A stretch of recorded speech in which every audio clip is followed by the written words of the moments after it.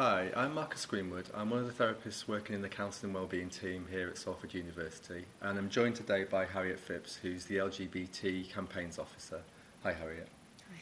Can I just ask you to say a little bit about your role with the LGBT Society? Sure. In the LGBT Society at the moment I'm doing campaigns, so that means we're focusing on stuff to do with like gender issues and LGBT issues as a whole.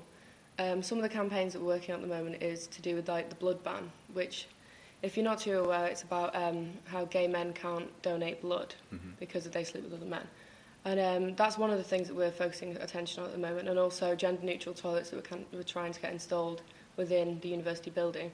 Right. And we've got many projects going on that we're trying to accomplish. Okay, cool.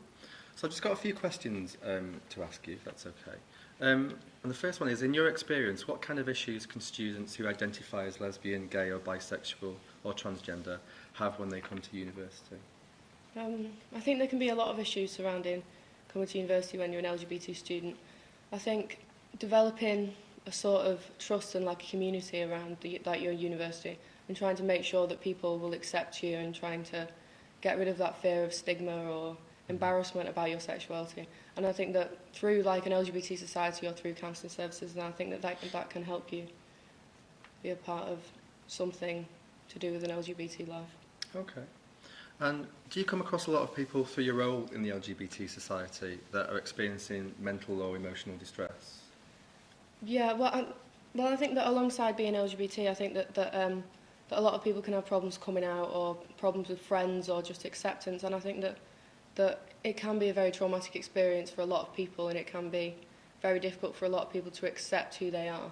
And I think that at university, especially with like new surroundings and new people, then I think that if you have like a solid base, then it can really help you get through at university.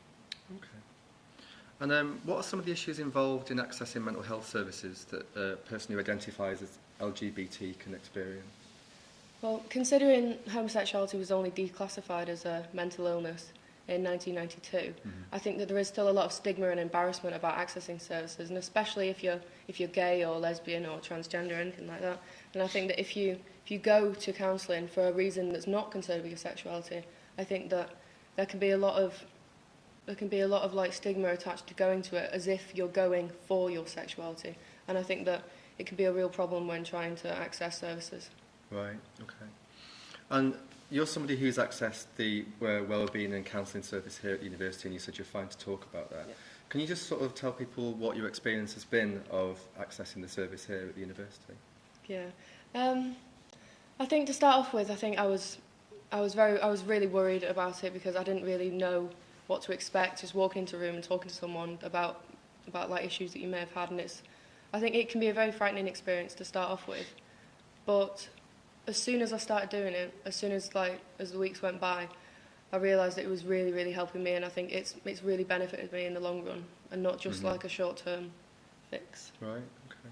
And did you have any worries or concerns before you came that you would be accepted because of your sexuality in the service? I thought that I thought that if I got a counsellor who didn't identify as LGBT, that maybe they would assume that my sexuality was why I was coming, or my sexuality was a result of something that I'd been through in the past. And I think that by overcoming that and actually realising that counselling here isn't like that, I think that it's given me a much better like perspective on how counselling works and how good and beneficial it actually can be to people. Cool. So it's been a good experience for you overall. And how do you think that the counselling and wellbeing service can continue to play a vital role in the support of LGBT students at the university? I think that by working with students and also working hand in hand with the student union, I think that together, if you know like the needs and wants of the students, then I think that counselling and wellbeing services can really be an essential aspect of university. All right, okay. Well, thanks for answering all my questions today, Harriet. Thanks for joining me. And that's all. Thanks very much. Thank you.